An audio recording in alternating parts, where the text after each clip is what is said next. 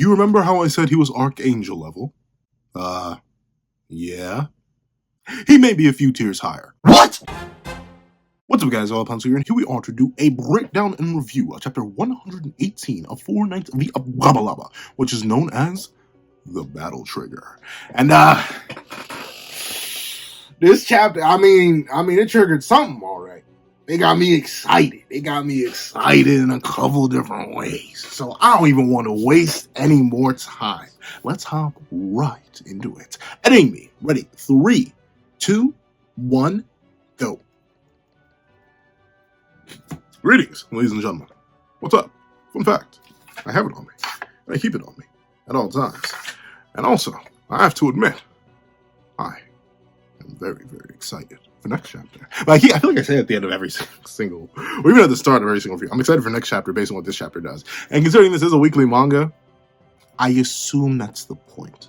I would not be shocked if Nakuba's main goal was to bring me back week after week. So he does a fantastic job of it. So let's see what he has been cooking within the world of Four Knights of the The behemoth is asleep. That's why I'm sorry. I can't do that voice. It's too nasally. It actually hurts. The behemoth is asleep? That's why all the shaking and ash went away? What do you think? Do you think it just went away on its own? Do you think someone just hit the off button? Do you even have buttons in the sense of like buttons you press and are connected to a complicated technical machine? Like, do you even have those in this time period? How do you think it happened? Did you not notice that it went from a live, moving, and thriving beast to perfect stillness in the matter of seconds? Come on now. Let's see. But how? Okay, wait. Am I voicing Nasians here? I don't want to clown on Nasians. I love Nasians too much. Don't let me clown on Nasians. But how? And when, even? I mean, to be fair, he has very good reason to be asking that. Because think about it. 1 second, everything's shaking. Next second, Percy's in a coma. Third second, Percy's back and everything stops shaking. So obviously it is a little bit weird. And let's see. Okay, so Percy does just directly admit the behemoth called his line. Say, ayo, hop up in here and fix the brother. Which makes sense. I'm glad he's not hiding it, but considering this is Percy, and I don't think Percy knows the idea, not even to talk of the definition, the idea of what a secret is. So it makes sense that he would just explain it, especially considering he probably doesn't fully understand what happened.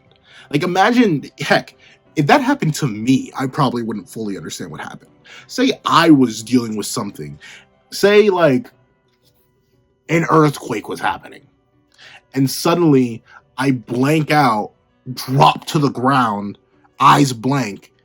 And then I open my eyes, I have this whole conversation with the spirit of the earth. I promise to Millie rock with them in the future, and then bada bing, bada boom, the earthquake stops. Yeah! I would probably say it to other people too, just so I could make sure I wasn't insane. I'd probably be labeled insane anyway. But with that being the case, we see that Lance notices, considering he was the one in the last chapter that really noticed where Percy went. Actually, no, he didn't go like, he went like. When Percy was lost in the sauce, he was the one who noticed, so he says, you mean when you were in that trance? And Percy admits that he's not entirely sure. Once again, the mechanics of how the life spirits work and like what happened or what happens to a hive mind based individual gaining a will of its own and how much influence the original hive mind has over it. It's very like nebulous and abstract at this point. We just got introduced to the life spirits as a concept 2 chapters ago.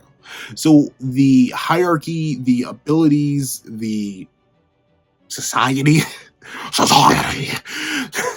say peacock and nobody bats an eye. Say, okay, I'm sorry, but with society, we don't know anything about it, how it actually works. So Percy being extremely confused, especially considering he doesn't actually have any of his life spirit memories, makes sense. And we see the natural next question for everyone involved is like, okay, so what happened? Which is a very reasonable question. Once again, you gotta imagine their homie just dropped. Like, for all intents and purposes, Percy, like, whited out in the middle. Like, his controller straight disconnected. Ironically enough, probably in a literal sense, considering the life spirit probably left his body and went to the behemoth. But with that being the case, it has them worried. And Percy, once again, likely through a lack of understanding, isn't exactly sure how to explain it. He even stutters, which is pretty rare. I'm trying to think of the times that Percy has stuttered in the series. Or at least, like, stuttered out of nervousness. Maybe he stuttered out of excitement, but I don't think he's ever like, what? What happened? Like, I think bro is genuinely, like, shaken to his core. Because once again, imagine your entire life, you believe you are one thing, only for this thing inside you that's a conglomerate of a whole other bunch of things that you awakened like a month ago, coming and telling you, hey, yeah, the you that you thought was an actual living, breathing individual and the grandson of something you care about very, very deeply, a lie.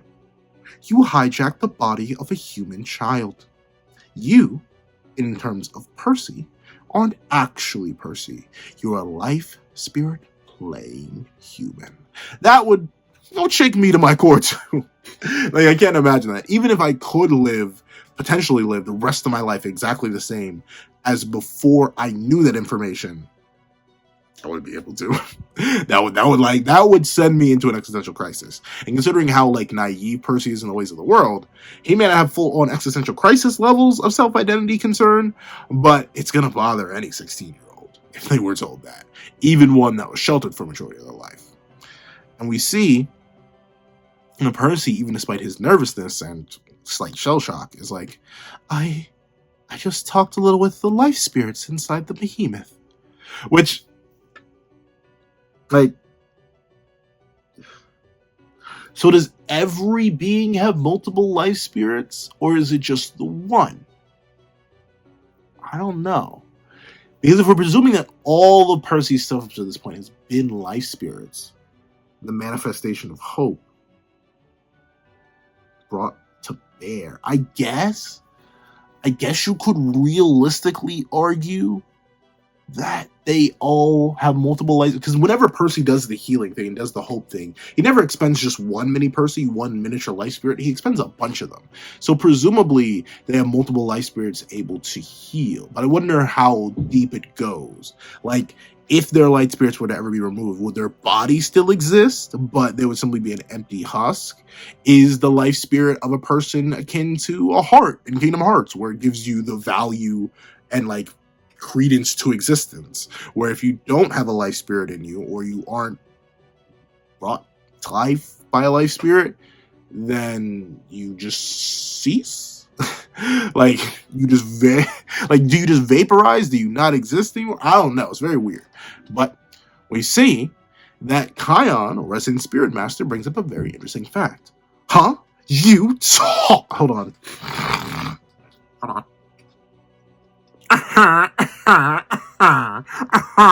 You talked with life spirits. I'll pull the other one. Life spirits are one of the largest of all spiritual creatures. So, life spirits are known about.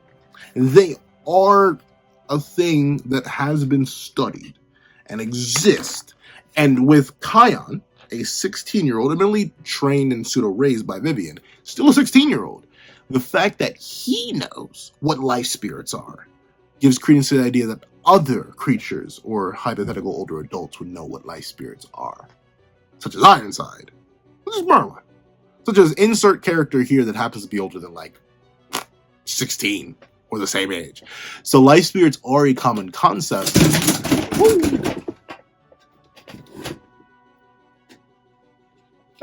Worth a shot. You ain't damaged, are you? It ain't damaged. Woo. I should have used more. We learned from that mistake. If I gotta cut that out, I'll leave that in. Hopefully those don't fall back there. But with that being the case, we have it established that life spirits are a known commodity. That means that Percy could hypothetically find out more about life spirits, not from just his father or his uncle that we see later on in the chapter, but, well, technically we don't see it, but it could be implied that Morlock knows something about life spirits. He could actually get it from other sources, which is good. I do like that life spirits are established, and they aren't fully mysterious to people in the universe, though they likely are a bit mysterious, but they are just mysterious to us because we know so little about them. But with that being the case, we see Kion literally saying, Some peon like you. Kion, if you know anything about life spirits, anything, wouldn't you know that when he used his despair powers, or even his hope powers on you, that was a life spirit-based ability? I don't know. It seems like he doesn't, because he just disregards Percy as a peon, but like, dude, they're life spirits. Presumably you would know that if someone is taking away your life and or giving you more life, they would be a life spirit, or at least life spirit adjacent. Once again, the limits or amount of general knowledge on life spirits is super duper vague, and it's purposeful. You know, Nakama loves to mess with us. But we see that Anne thankfully is like, silence, Kion. And she asks, are you sure you're okay? Because obviously, once again, Percy went for presumably at least a minute. And we see that Percy, seemingly enough, notably, we don't get to see, I guess you could argue this as Anne seeing Percival through her eyes, or us seeing Percival through Anne's eyes. But you could argue that this is the first time in the entire series that Percy's actually hidden something from his own friends, especially Anne, because he says, yeah, I'm just fine, Anne, fine, while looking away. Now, I don't know about you. I ain't the best of lives, but typically, you don't look people in the eyes when you're trying to lie to them. Especially about something that pertains to you specifically that you don't fully understand. And we see Percy goes, yeah, I'm fine. So obviously he's not fine. And we see that Anne is like, oh, well, all right then. So obviously this is something that's going to be addressed later on in the future. Percy is once again likely going, like I said, he's probably having an existential crisis right now. He doesn't know if he's actually Percy anymore, because he probably trusts what Zaza says, even if he doesn't like what that means for him. But we see that the main myth, the legend herself, says, Anne, something the matter? You don't say.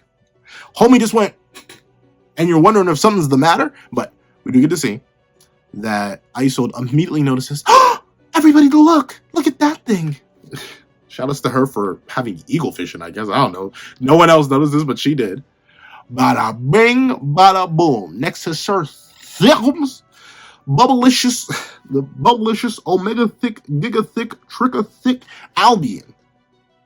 I guess it just ended up perfectly next to the Camelot portal. Now, I'm going to assume they didn't notice this, even though they were walking straight towards it, because the Chaos Knights appeared and only Lance was driving. So maybe Lance noticed it, but it is a little bit convenient that they're just right in front of the portal and could run right through. I think it would have been a little bit neat if they had to fight on the Behemoth's back for a little bit in order to approach the portal, like fight and run, pretty much hit and run tactics. But I'll still take this. And we see that with the door being revealed, the three-headed Carmel knockoff says, that's the door, isn't it? Or no. Yeah, it is. That's the door, isn't it? And Schwartz, I mean, bro, like, I'm not one for devaluing characters off superficial aspects. I'm really not. You're looking at the biggest Daewee Han fan. Is it Daewee? It's not Daewee. It is Daewee. The biggest Daewee Han fan in the universe. And I think, now that I know it's not Daewee, it's Daewee. That is one of the most whack names I've ever heard.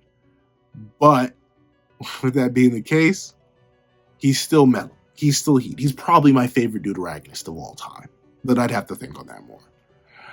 But Schwartz, I don't know, bro. You You jumped and off-guarded hybrid Tristan instead of fighting him full demon to demon. That feels a little bit sushy, Schwartz. Maybe we just need to grab Gawain and leave you here.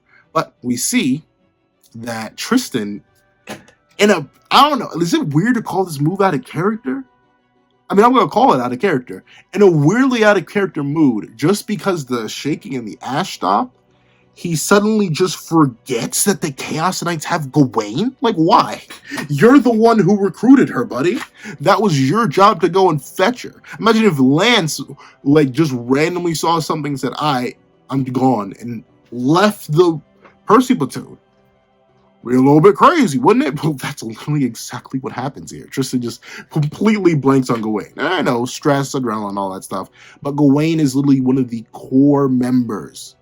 Literally one of the titular characters of this series. You gotta get her back. And we see that the main myth, the man, the legend himself, Percy is like, hold on.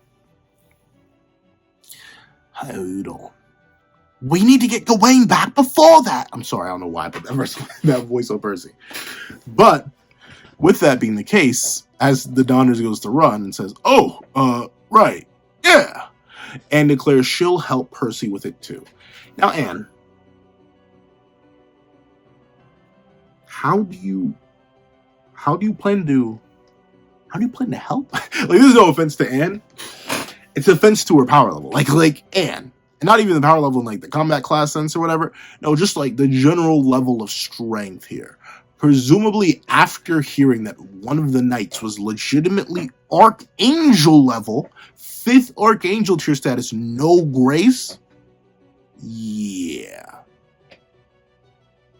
It's not quite happy. But we do get to see that Gawain says, guys, run as fast as you can, as she sees a few action lines dart right by her. And then the main myth, I keep saying the main myth, the big old beefy boy himself says, you're not going anywhere. And he sweeps, or technically he begins to sweep, because he draws the sword to his side and gets, wha-bam, and gets ready to draw it. And then we see he activates sword draw. Hold on, you see it? Sword draw art. Merciless Highwind. Now, one moment. I do believe. Do I not have the Googler on me? I could have sworn I had the Googler on me. This is why I can't hire anybody anymore.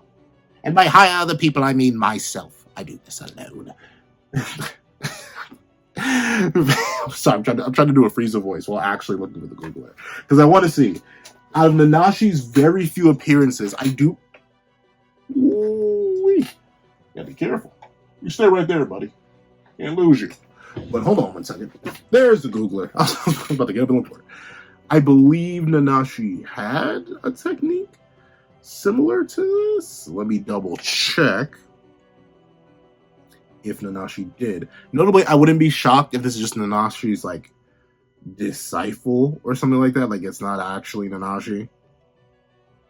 It's fine. And especially considering we never, I guess maybe a little bit we knew Nanashi for healing. I think he healed a little bit in the major war for Camelot, but it's not like he was a renowned healer. So I don't exactly know. JCK Wiki, guide me. Now, you may be wondering, am I looking up Nanashi? Literally just to see if they match. Please, give me their abilities. AI, height, waterfall. Okay. So, this is not, let me see. Once again, I'm going straight off the wiki, so maybe this is different in the actual manga.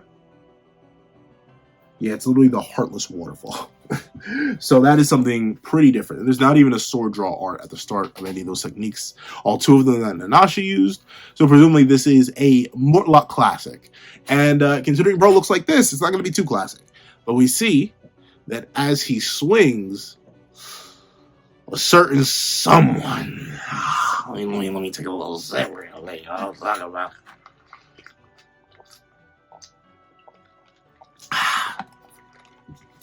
a certain someone says, "Hey, Buckaroo, Buckaroo, what do you think you're doing?" And we see the slash. Very, very impressive. Once again, this is probably just air pressure, which makes it even more impressive. Considering, remember, Albion's mountain size, these things are massive. These are probably hair follicles, I know, but still pretty massive. And lands with, seemingly enough, a casual kick. Was admittedly not able to negate Tamato's attack, which probably should have set me up for later in the chapter, but he was able to stop it just a little bit. Well, here's the thing though, the slash goes off, but it seems like Lance specifically kicked Tamatool so the slash would arc upwards. He kicked his forearm so it would bounce up instead of going straight. And we see that Tamatool's actually kind of impressed. He's like, you saw that coming. Or you saw the strike coming. And I know Mahoraga is wait, wrong series. I have too much JJK on the brain. But we see that Lancelot is being praised, or indirectly being praised, for seeing that coming. But is it not like rule number 1 told to every single Chaos Knight ever? If your name or the knight you're fighting's name is Lancelotto, guard your mind. Like, bro probably didn't predict anything. He literally just saw the thought of, okay, I'm about to slice these bad boys up, and then proceeded to go through with it. Like, I'm not sure. I still love Lance. I still think this is an impressive feat. And we get one of my favorite panels in a while with BAM! Man, make me want to roundhouse kick somebody. Like, what? What? He buried his foot so deep up in them goods. Ooh. Oh, I know Tamatool can feel it on his tongue. Golly, he lucky he wearing a mask. I know he cross-eyed. And like, look at the extension. Look at the extension on the leg. Bro really said, bang. Bro loaded up like a hydraulic press and sent it straight into Tamatool's gut. Like, that is crazy. You want to know what is even crazier? Lancelot, one of the 4 Knights of the Apocalypse, and currently the strongest by a long shot, was unable to make the King of Curses himself. What am I?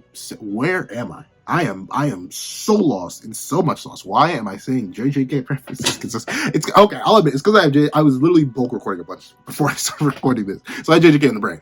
But we see Lance with the Omega extension plants his foot straight in Tamatool's gut, and then we see that Tamatool, being the living, breathing shad he is, says, "Oh, I'm not Archangel level. I'm Himothy level," and proceeds to, before he can get kicked away, grab Lancelot by the wrist like he's a petulant child. And look at the look on Lancelot's face. He knows, I've become error, and proceeds to get sent flying, presumably by his own momentum. The kick that was meant to send Tamatool to the atmosphere ended up taking both of them because Tamatool was able to react that quickly. Now, does this count as like this? Ironically enough, despite Archangel level being arguably the only one that's very specifically like untouched or avoided up to this point in, I'd say, the entire 4 Knight series, this is just bringing it to the forefront. Like, this is just what it is. It kind of makes Lance look a lot weaker than we thought. Though, admittedly, I'm going to chalk this up to Lance being inexperienced and also simply not knowing what's going to come from Tamatool in terms of raw stats. So when he gets caught off guard, he generally gets caught off guard. And we see that ultimately Lancelot's removed from the equation. And I do think that's super duper important. Don't get me wrong. I love Lancelot. You want to know how much I love Lancelot? I have no idea where that's going to be, but I really like Lancelot. But to this day, I hereby stand by and decree that Lance breaks the plot over his knee. You can't have Lance there and expect me to believe in any sort of tension for anybody. Uh-oh, Percy goes berserk, Lance one-taps him. Uh-oh, Tristan goes berserk, Lance one-taps him. Uh-oh, Gwen is still bound in rope and likely can't do anything. But if she escapes, one... Like, all it takes is one. That's the crazy thing to me. All it takes is one, and the plot would crumble because Lancelot solves everything. So by removing Lancelot from the narrative, by giving him this super strong opponent, nice. And we do get to see, and as Percy says, Lancelot! We see that Donnie ends up asking, wait, so did he just try to slash the us and the door's armpit?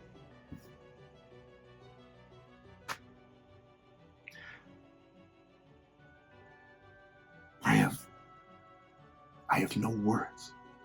Donnie, what did you think he was doing? Donnie, please.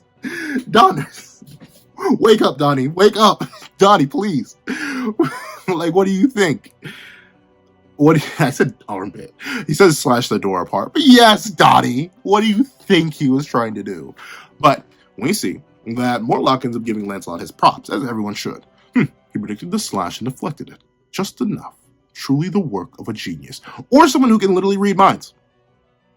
You're telling me you don't know the man can read? Like, this is ability number 0. Like, in the many abilities you need to worry about with Lancelot, and by many, I mean like 5, mind reading should be at the top of that list. So I'm shocked they don't know it.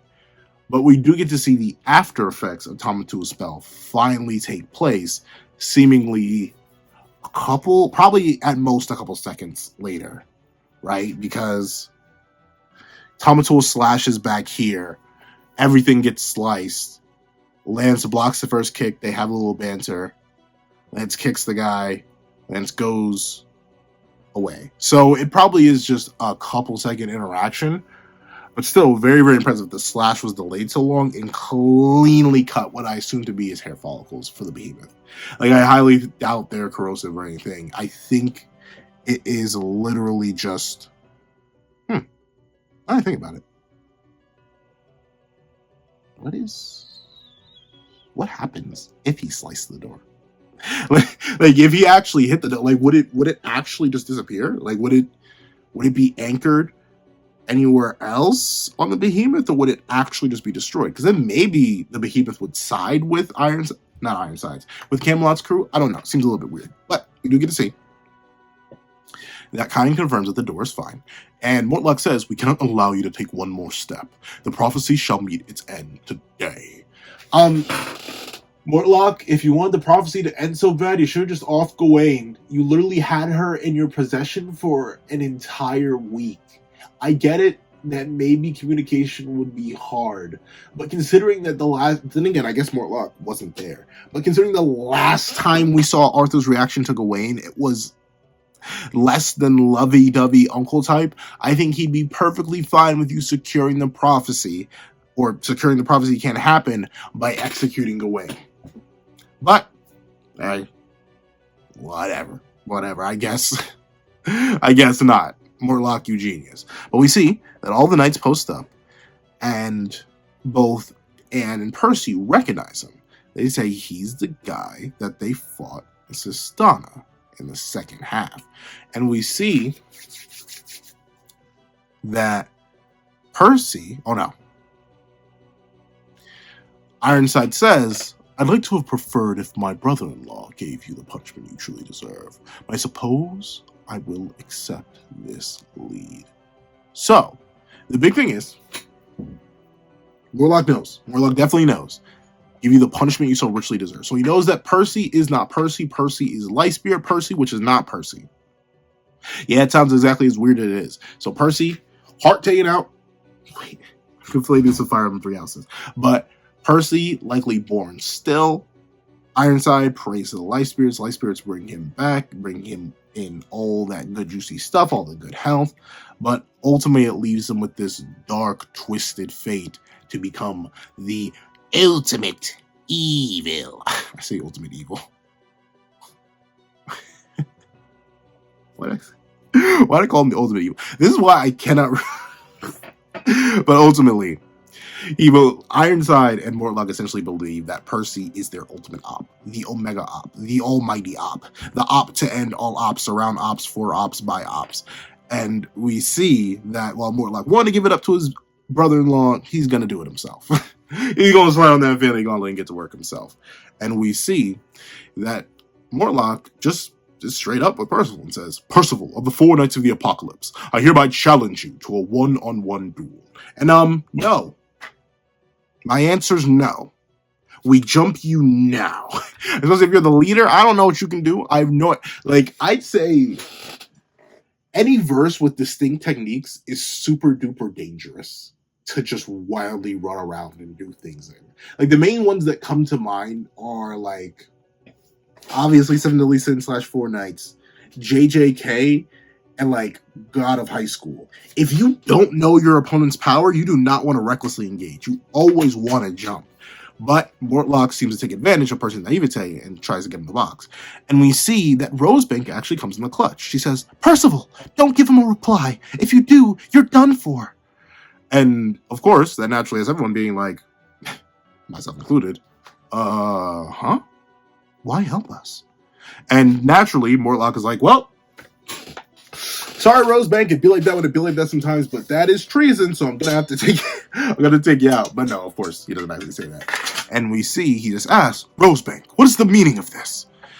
And we see that she answers, after taking her helmet off, Lord Mortlock, do we really need to fight them to the end?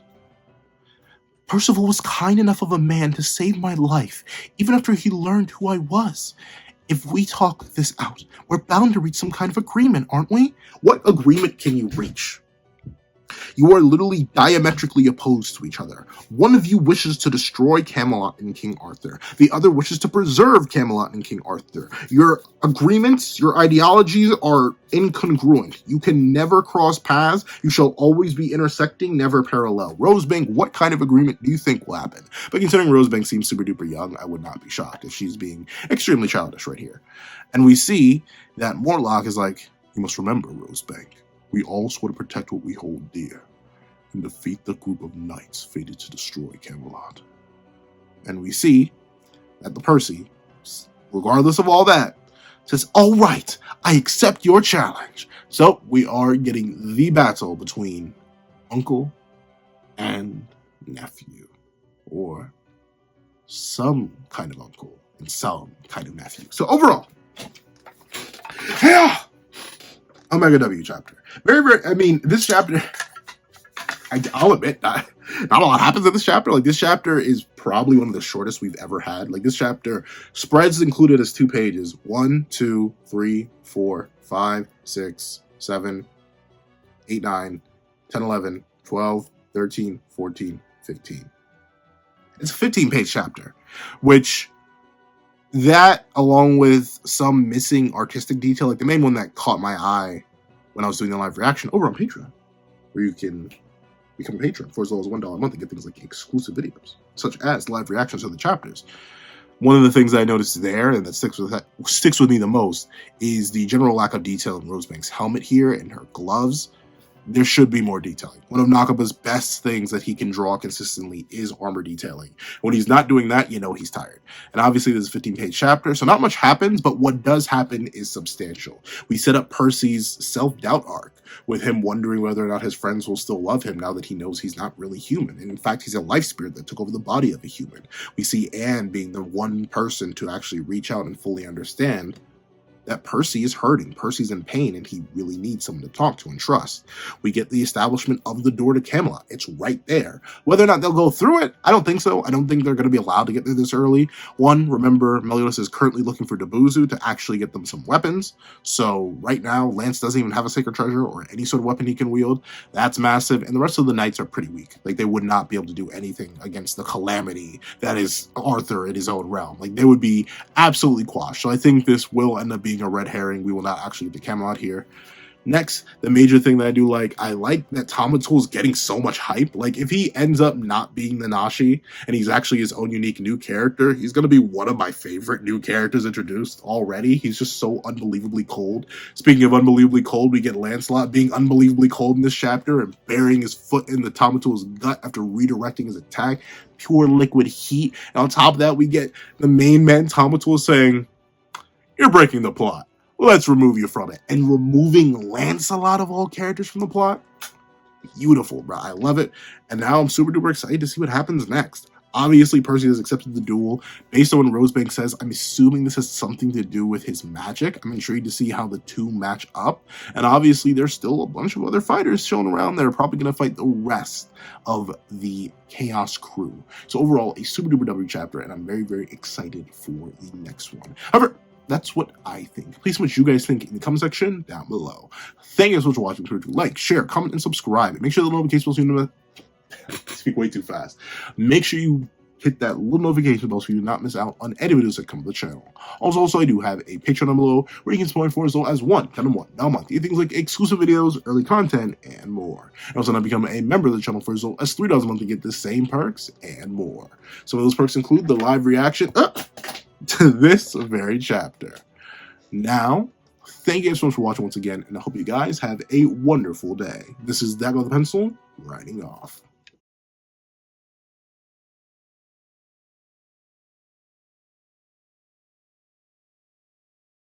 I'd like to give a thank you to our $3 members, Rockiner Plays and Red Bull 4765. I'd like to give a very big thank you to our $5 patrons, Sean Gray, Red Bull 4765, Midnight Gemlord, Kevin, Demix LND, and Artgoon. I'd like to give another super big thank you to our $10 patrons, Robbie Uchiha, Joaquin, and iDemokami. And a final very big thank you to our $25 member, Alex Ice Rose.